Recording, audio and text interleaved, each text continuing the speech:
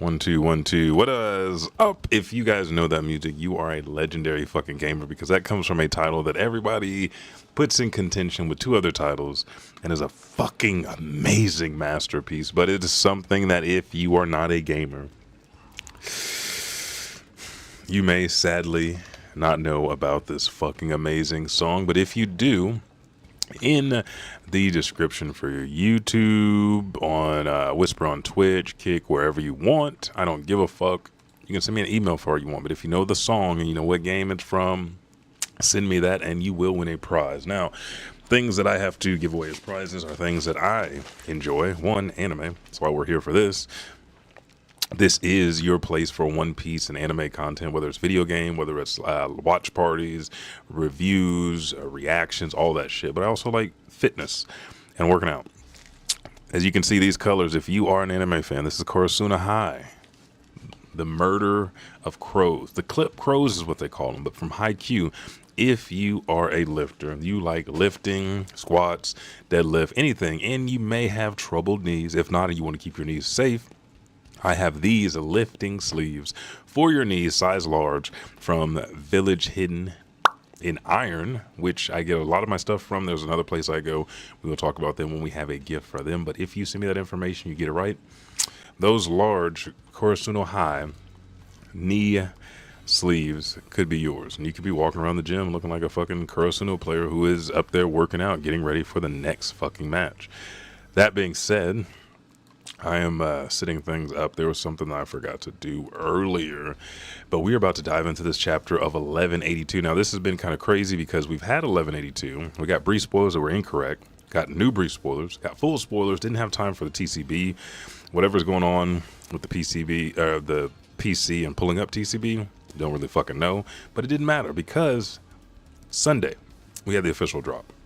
It just took a minute for me to get to it, which we're here now. I am going to move this over. And, ooh, I wonder how big that box is. Hey, there we go. It's a little small, not too small. We're going to move it over just a bit. If you guys have been here before, you know that I like to do the live read with you on Sundays typically. And we pull up the actual manga here. So that way you guys can actually see what is going on. Now I have this screen over on Twitch, which is fine. We're getting ready to switch it over so that way we can have some time with this latest One Piece chapter. Let me go ahead and pull it up and let's dive into this because we got some shit to do. The thumbnails that I wanted to use, they, like, when I finally saw the scans, there were some raw ones that came through. Oda did not deliver on the ones that I wanted. Doesn't fucking matter, they were still amazing. So we're about to get to this chapter 1182, Zaza, and we have a reader fucking request. Our boy Fujitora, the blind samurai who brings down the house he's eating. Reader request: Ishio savoring a bowl of udon, painstakingly crafted by a fox and tanuki, by Toshiko Zu. And you can see him in the back. They're happy that he's enjoying it. He's enjoying the food. I want to see more of Fujitora. I like Fujitora. He had a nice fucking devil fruit ability. I want to see what role he plays because we haven't really seen shit from him. We got Fujitora, Dressrosa, a little bit afterwards. He talked to Green Bull. Green Bull came to Wano after that was done. Now we're in Elbaf. Elbaf seems to be all God Knights and Imu-sama. So after this, I think Fujitora is going to make a stand. That being said, let's go into this chapter. We see fucking Loki in his dragon form still, with the fucking cape on his back, barreling down, facing at Imu. And his presence is still there. He starts to wheeze, and then we see Ratatoskr, which these shots of Ratatoskr and Luffy on top of fucking Loki is Nidhogg are fucking crazy, but we have a big-ass Ratatoskr, aka Ragnir in squirrel form, and Loki's like, it's hard to keep him in sight when I'm so huge. And we see the crevice, the little indention that Imu has made in the side of the fucking cliff, and Imu sits there and says, Nidhogg. And right before the camera zooms in, a smile creeps across his face, because now he's saying, to think that I would see thee again in this world. Traitor. And we have seen several traitors. I want to see if Biblo's a traitor, because when we talk about traitors, they are big fucking monsters, mammoth, mythical creatures. Loki, Nidhogg. We have Zunisha. We have fucking Emeth, which we could have got more about Emeth, but he was a robot still. Biblo. All these fucking ancient, big fucking goddamn monsters have a tie to Joy Boy. And here's my theory. I said they're brothers. Joy Boy and Emu could be brothers. Could be close friends. I want to say they were on the same pirate crew, and everybody that was there that fucking sided with Joy Boy instead of Emu, fucking traitor. Punishment. Eternal punishment. Let's get back into it. We see Loki with Ratatoskr, Ragnir on his back in squirrel form. Emu, boom, jettisons his fucking body out of the wall. We see the wings. We see the fucking circle, halo. We see the clouds. We see the tail, arrow tail. He goes, hacks up some blood. We haven't seen blood or haven't seen Emu really distressed since he first came to Elbaf. He was distracted by Joy Boy, had a thought, and then Loki attacked him. And he goes, snow? Ah, indeed. Lightning caused by an impact with ice. Thy affinity for one another was always great. And the last person we saw with Ragnir and Ratatoskr was the god of war, who was Nidhogg. Loki is the new god of war. And then he goes, Ragnir. Emu smiles again, staring. So thou stayed as thou were in days past, waiting for a new master to come along. How familiar thy sight is. And Ratatoskr was like, geek, geek, geek, geek, geek, geek, just fucking pissed. Because when we talked to Chief Geralt, he told us, hey, you know, he told us about the devil fruit, the mythical Nidhogg fruit. He said, yeah, there once was a god of war that battled the evil Nika. Here we are getting, because the god of war had Ratatoskr, his faithful squirrel, and he had Ragnir. They were separate at the time. We're getting a full fucking reunion. The only one that doesn't know is Loki. And we get this text panel. Hammer, Ragnir, squirrel, squirrel, fruit, mythical type, model, ice, squirrel, Ratatoskr. Loki looks at Emu, and then Ratatoskr starts shooting fucking ice from his hands in squirrel form like he's hitting the Kamehameha. Well, actually, Masenko. And then Loki goes, okay, let's go. And then Loki opens his mouth, charged up a lightning beam, and Ragna Quint Arrow starts shooting. Did these combine with Ratatosk's ice? Yes, it seems like I thought the ice was shot at Emu, but it's out in front. Ice and lightning together makes these arrows. Emu sitting there and fucking takes the halo, takes the fucking what should be clouds, but we've seen a ring of fire, of Maki and eyes, puts it in the air like the fucking Genki Dama, makes it big and says, gazing, eclipse. And then we see we see very much the same kind of shadow, Maki infused flames that we saw before. These shadows look like Gecko Moria shadows. And then we see fucking coming 1, 2, 3, 4, 5 and more coming. These fireball Hellcat demon bombs on top of Loki and Ratatoskr in Loki's dragon form. We see one hits Loki's wing. He starts to go to the side. And then as we see another one explode. Bam! Loki's eyes are shifting. And then Emu puts out the right hand. And whoosh! Flames cover fucking Loki's body. The biggest dragon, the biggest version of Nidhogg we can have in today's world is now down. We see that Bonnie sees the fire from the distance on the tree. She's like, yikes, scary. And he's like, Bonnie, come back this way. And then we see Bonnie running back towards Lilith, Vegapunk, as they stand over a body. And I was confused about this last week, but when I was like, maybe it's this person, let's see if I'm correct. Bonnie says, don't worry, I'm not going to try to fight that. And then Vegapunk says, of course not. I'm your guardian now. I'd never let you do such a thing. But who is that? And that's fucking crazy, because Lilith is not, she's the shifty one, she's the greedy one, she's the one that most likely will kill somebody, and she's like, I'm taking care of you. We see Sanji fucked up on the ground, Bonnie next to him, Lilith, Vegapunk, legs crossed. He's clearly the superior of the holy knights of God, but he's not one of the 5 elders, so Vegapunk had no idea that Emu was there. And we see Lilith overlapping a silhouette of Vegapunk because they are of the same mind. And Vegapunk continues. In a massive organization lasting 800 years, it's only natural that power struggles will breed deeper and deeper darkness, which would mean, and then Sanji pops up and Bonnie's like, hey Sanji, you're too hurt too. He's like, there's no other choice for me, Bonnie. Then we see the flashback. Killingham with Omen enacted, body reattached in the centaur form. How's that, Sanji? I didn't even need to take you out myself. Though, it's incredible you're even alive right now. So, it seems like Killingham has not seen anybody take a kick or a hit from Emu and live. Or they just think Imu-sama's that strong. Sanji's laying on the ground as Killingham starts to walk off, and he goes, where are you going? Back to my mission. Can't you see my rippling strength? He says, so long, sucker, and takes off. Yeah, and when he takes off, it is crazy because we see his legs near Sanji. He kicks fucking off Sanji to boost himself through Elbaf. Then Sanji's like sitting there mad as fuck, eyebrow enacted, using his Germa cells and shit. He's like, he still hasn't given up on kidnapping those children. Sanji takes off while holding his arm, and Bonnie and Vegapunk say, Sanji! He says, I can't let all of our battles be for nothing. This is the land that Usopp and Luffy have been dreaming about. I'm going to keep Elbaf safe. And they're like, huh? And then we see Sanji fucking not even sky bullet walking. He says, it's the land of giant, beautiful women that has reactivated this warrior of love's heart as Bonnie and Lilith sit there confused. We go to the Owl Library where we have not seen fucking Biblo in forever. It is still frozen over from Vegapunk's O&M machine that converted the fire to ice into energy for Frankie's cola. And we hear, so around the back, there's a hidden tunnel.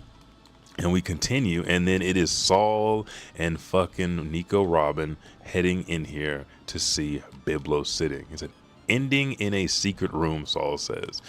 And it says, and you managed to protect all the books from the fire? Well done, Biblo, Saul says. And we see Biblo just sitting there, not saying a word, just staring. Another fucking huge animal, kind of like Zanisha. I think he holds a lot of secrets. Chopper should be able to talk to them. But remember, Momonosuke, Luffy, anyone with the voice of all things can communicate with anything in the world of One Piece. Robin, overjoyed, thank you. I thought they were all lost. Saul, hey, I'm mighty glad too. And if I gotta admit it, I'm even more perplexed about you than before, Biblo. Why? Why? Saul, just tell us why right now. Fuck. Sea Cloud Port by Western Village. Branch Route 8, where the children were, which is right next to Western Village as we see on the map. And then we are at the Rainbow Port where the evil Nika MMA fell and destroyed the Elbaf ship. And then we see a ship and a figure and says, and here we go. Whoo! The ship comes down into the sea foam, the sea clouds. Big fucking Elbaf ship. And then Saint Somers with his Omen enacted. Hey, hello, this is Somers speaking. Did I say Somers? I mean Super Somers, because this motherfucker has spent his time on Namek. This is Somers Namek right here. Somebody said some shit. Luffy punched him. That'd be like, you know, Frieza saying shit and killing Krillin. And now Somers has become a Super Saiyan. He says, I found a giant ship to use. Bring the brats over here in 5 minutes. And we can only assume he's communicating with our boy that just kicked off Sanji's almost dead corpse, Killingham. We go to the pub in Western Village. It says, look at the forest. It's like a war scene as we see fire all over. And again, this is Maki-infused fire from Emu as he battles Loki and Ratatoskr. Then we see Gerd and our boy are the serious doctor, the man that has seriously been looking at everything. He figured out Skopper Gaban could hurt the Holy Knights, chased Skopper Gaban down, learned about hockey, talked to Skopper, healed him up, came back up here, fought, slapped the bitch ass shit out of these MMAs, or not even the MMAs, but the Domi reverse. He's changing them back, and now he's healing. Chopper, he may not have the feats that you want, but Chopper feats every fucking arc. We just want more action feats, because Chopper has to be the Earth God at this point. We're not going to talk about it just yet, but he goes, the cut through your fingers was incredibly sharp and clean, so they should reattach, but it'll take months for a full recovery. Gerd, being a doctor herself, thank you, Chopper. I feel so inadequate. I'm supposed to be the one who heals everyone else. And Chopper says, there was nothing you could do about that, which Emu showed up, bam, fingers gone, leg gone, easy. Then we see new giant pirates, some of the kids, and the old giant pirates, Oimoy, Stanson, Hiruden's bandaged up, all down, Gerd, Roto, and the kids. It says, thanks, Dr. Chopper, for helping my mom and everyone else, one of the kids said. Colin says. Then, it's only emergency care. Once we're through this disaster, I can give them proper treatment, Chopper says. Then someone, Roto says, oh, ultra rare Gerd, my precious has chopped fingers. Am I dreaming? Is this official? I would give you all of my fingers if I could. And Gerd says, don't. And he goes, harsh, I am unworthy of the gift of your sharp tongue, because we know that he is in love with Gerd, and he is just a weird weird character, but he loves his brother, he loves his crew, his friends, and he's in love with Gerd. So you can't be too mad at Roto, he's just a fuck up. But Gerd says, but when I asked how you risked your, but when I saw how you risked your life for your brother Bjorn, it did make me think a bit better of you. Oh, and now his love is deepened. A Sanji moment for Road, and he starts to freak out. So they say, Roto squirts blood when he gets excited. And he says, I have an excess of ultra rare Gerd, because she is on his team. She has shown him some favor she hasn't done before, because when we first met her, she's like, you're a fucking creep, and like hit him in the nuts and in the ass and shit with her hammer. And then we see when the kid says, there goes her respect. And it's like, yes, kind of. He's caring. He's still an asshole. He's still weird. And when I say asshole, like kidnapping humans, that's frowned upon. But he's in love with her. She's geeking over it. We see Team Zoro port side of Western Village on the branch, and he is riding on Goldberg's back. So I appreciated Goldberg. Our legs can't carry us fast, says Zoro. And then Gerber said, ish, fine. I'm the only one of the new giant pirates who didn't get horribly wounded, which is fucked up. Plush, Elbaf's in peril. I appreciate you helping us out, with his big ass lisp. And then Zoro's making a revelation as they're running through the forest, or he rides on almost said Gerd, on Goldberg through the forest. He says, no worries, our captain's a friend. Our captain's a friend's country is my country kind of guy. And then we hear dun dun dun dun, the footsteps as they continue. I can see why Hydruden thinks so highly of him. Back to Zoro. Zoro says, that black flame though, it was transforming into steel bullets and bombs, and he clearly helped the Knights of God who are already here powered up further. If we don't put an end to them soon, things will get out of hand. And we see, like he just said, the Maki shots that Imu did to him turned into bullets that Zoro has kept. So Zoro, we've seen thinking happen from Chopper, trying to figure out how to destroy and how to stop the Knights of God, and also healing them. And then we're trying to look into his power now. That'll be the next thing Zoro, Chopper find out, as well as Chief Thrall and anybody else who has it might be Zaza. We'll continue. Somebody will help us figure that out. But also, Chopper showing his Yonko status as someone that's very, very perceptive when it comes to healing and treatment. Zoro's all about the attack, and attacks manifest from this. They're hard. We need to defeat them because the threat of this is more grave than what we originally thought.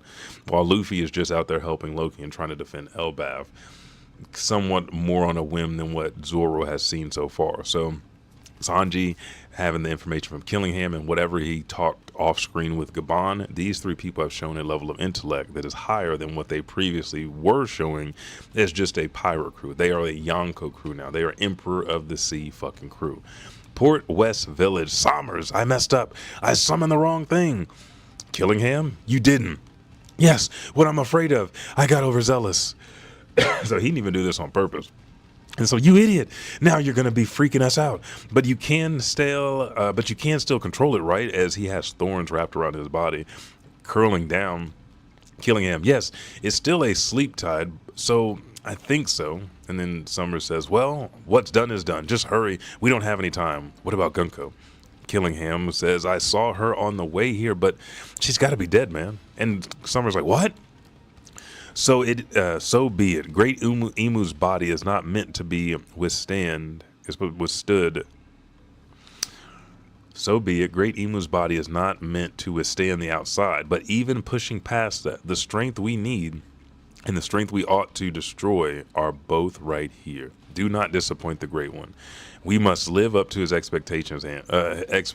Killingham. And Killingham goes, of course. So we knew that Emu's body wasn't supposed to be here. They were stopping him. Emu, you can't go. And then he bleeds. Now his body is not meant. This is why Emu's at home sitting like a bitch a little. He's on the stoop. If you watch, don't. I don't know if any of you new ones watching, but don't be a menace to South Central while drinking your juice. There's a character who's like a legend of the block, but he's in trouble with his mom, so he's got to stay on the stoop. That's Emu. Emu's not in trouble. He's in trouble with his body. He has to stay in Mary Joie, but Emu's like, fuck this. You know, they having Gunko having relapses, and niggas ain't got the kids yet. I have to go to Elbaf and secure this bitch. So even though Emu's in danger, this is a pressing enough matter. Emu had to come here. Killingham accidentally summons Zaza. We go to Western Village, and it rain. It's a downpour out of nowhere. Someone says, "What does this mean?" Another one, "It's flooding indoors. Don't let the wounded get soaked." And then Killingham says, "Go capture the brats." And then we hear as Ange and Colin's mom, and who else is in the back? Stanson, the new giant pirates, all and Gerd, Oimo, all knocked back as the kids are taken in a water fist. Colin, Yivla, help us! The kids say, "There's something outside." And then we see Killingham in the air, hoofing around in centaur form. "We were born in a place so high, it's above all the rain clouds. Water coming down from the sky? It's a mysterious terror. After the people of the D and Nika, it was the most common boogeyman they warned us about. That in the lower world, there's a monster called the Rain God that dumps water on top of your head." And our final fucking panel, appearing to the rhythm of the prayers of rain. Stomp, stomp, shaking, stomp, stomp, shang, shang. Oh, it's Zaza, freaky. And they're like, "Help us," as the houses are being flooded. Giants are being taken out. They're like, the children are in one of Zaza's hands. We have one hand on the roof of the building that's straight across from the hand that's gripping the kids. We have another one that's pushing down on the far left side. So all four of Zaza's hands are present in this panel. Face covered up. And a giant says, "The children." And it says, what we're afraid of in this panel: God of Rain, Zaza, Sleep Tide. So again, it's MMA. It's not the real Zaza. But as we see Zaza's back, there's a huge ring with water jewels kind of dangling down. And Emu had the eyes. So I think this is verifying everybody's expectations and assumptions that Luffy has another gear to go to unlock his full Nika powers. That being said, we go back and Killingham says, "Now take him away. Get ready, Somers." Somers goes, "We can sail at any time." Then we see Zoro turn around on Goldberg and look back, and Sanji look back, and they see Zaza. Oh, something's going on in the village. Should I turn around? And then it clips to Sanji as he sees Zoro and Goldberg running towards him as he's flying that way to get Killingham. Oh, nah, huh? As they look at each other, Zoro goes, "Hey, get the job done right." And Sanji says, "Same to you," as they fly past each other to go whoop somebody's ass. And that is the chapter. 1182, One Piece, and we just met Zaza. As far as lore, I've hit everything on the way through. Really, we continue to see Emu's power, but this is not Emu. This is Killingham and Somers' buff by Emu's power and how it has affected them. We got the lore about Ratatoskr, so we know that Loki and Ragnir are the new god of war here on Elbaf. Luffy is our good Nika, and it seems like Emu is the bad Nika that battled so many years ago, which is a lore that only Chief Geralt remembers. So that means after that ass whooping, Emu has devised this plan to take over Elbaf and the rest of the world without having to go there. We see the history. Getting to see Lilith and Bonnie, just where they are, is perfect. Bonnie has not aged up. She hasn't used her age powers. That could help. If she would have turned back the time on Sanji before he got hurt, would that help? Maybe. Maybe not there on Omen. If she ages Sanji up and Zoro and the rest of Straw Hats to their strongest ages, and then Luffy White reverses them to Nika form, fucking OP, overpowered. Are we going to get that? Probably not. Does Vegapunk have more tools to use? Possibly. The last one we heard about, we have not seen, is Vegapunk's body. So is that being made right now? And are there any alterations being made to Elbaf? Or are they just in safety mode as it is? And it seems like Lilith is just protecting Bonnie. the information that Saul dropped on us in this fucking one panel about Biblo. Biblo is more perplexing. Like, how did all these books get out by Biblo? Biblo came down the back. It's an owl. It can walk. It's wearing a cape and glasses. Biblo's a person. Zunisha's a person. They're all people that got punished and turned into, or had to hold the form, the devil fruit form. Maybe more devil fruit animal than human. I doubt it, though, by the way that they've been doing shit. But we will get something here from Luffy and the voice of all things on Elbaf from Biblo that'll explain Biblo, Zunisha, and Emmet. And also what Saul's talking about now. I think that's coming next chapter after a short battle with Killingham. Zoro's going to show up with Sommers. Luffy's probably going to show up with Loki and Emu after Loki's being defeated. And we'll see Killingham, Sanji, Zaza, Zoro, Summers, and then the rest of them. And they might converge because remember, here in the village we have Chopper. Chopper is still here. Usopp and Brook are down, but they are being taken care of by Jinbei and Frankie. I do want to see Jinbei come in and control the sleep tide of Zaza. He controls water. Fucking, he helped Elbaf earlier redirect the water, get the kids back, keep them from being taken. Frankie uses he already destroyed an MMA before, so Jinbei, water with the kids, Sanji going after Killingham, and Frankie helping Jinbei however he can build something to convert the water or drain the water off or some bullshit like that. Zoro is going to be with Goldberg, mainly taking care of shit himself. Goldberg is going to destroy the ship or do something with the ship. And then we have Emu, Loki, Ratatoskr, and Luffy. What are your thoughts? Leave your comments and your thoughts in the leave them in the description for this show, for this episode. Leave them on YouTube, Kick, Twitch, Facebook, and we will go over all of this shit a later time because we need 2 more chapters. I feel like the lore with the God of War with Zaza needs to be explained, and then we need some battle just to see where everybody is, because everybody like, oh, Killingham and them, they're a Yonko level now. Like, yeah, they got buffed. They got some stat buffs by fucking Emu, so yes, they're a lot stronger. They're not getting one-shotted. We've seen them, and how many times are they going to lose? I think if what's the name? If Sommers loses again, I think that's going to be like his 4th loss. Killingham would be 2. Killingham was divided into 3, and it was like 3v1, and now it's just Sanji. So Sanji's got to see what happened with him and Gabon. See his stat boost that he gets. He's taking on Killingham. See what happens with Jinbei, because Jinbei's used hockey with Who's Who, hasn't really done too much since we've been here on Elbaf besides stop the fire. Frankie got a boost. We already knew he was taking out motherfuckers at Elbaf or Wano. So who all has hockey? Robin sitting here with Saul. D Jaguar, what is she gonna do? And we're about to see some more information on Chopper. So let me know what you think. There will be polls and stuff put out. This video is here and out now. Thanks for the follow, Craig. Now, the one thing I do not know when brief, full spoilers for 1183 are going to be out. We'll keep them updated and checking. Stay here for more streams and also check out the Pod OKC, because next Sunday, same day that we would have an official drop at 7:30 p.m. Central Standard Time, we are playing video games and discussing our video game episode. Shite. We have some hot takes. We have some things that are going to get kind of crazy, so join for that. But stay here on this channel and turn on your notifications for more One Piece content.